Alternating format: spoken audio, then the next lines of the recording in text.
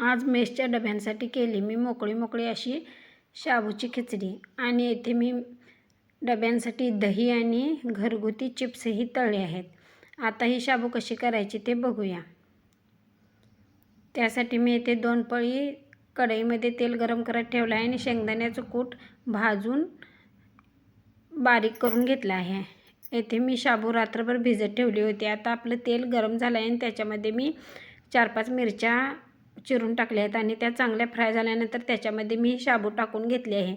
शाबू चांगली परतून झाल्यानंतर येथे मी शेंगदाण्याचं कूट टाकलं आहे. मी शेंगदाण्याचं कूट तेलामध्ये अजिबात टाकत नाही आणि चवीनुसार मीठ टाकून हे चांगले परतून घेतलं आहे. येथे आपल्याला एकसारखं परतून घ्यायचं आहे आणि 1-2 मिनटासाठी झाकून ठेवलं आहे. या पद्धतीने एकदा शाबू करून बघा, एकदम सुटसुटीत आणि मोकळी होते. जर माझे व्हिडिओ आवडले तर व्हिडिओला लाईक करा, शेअर करा आणि सबस्क्राईब करायला विसरू नका.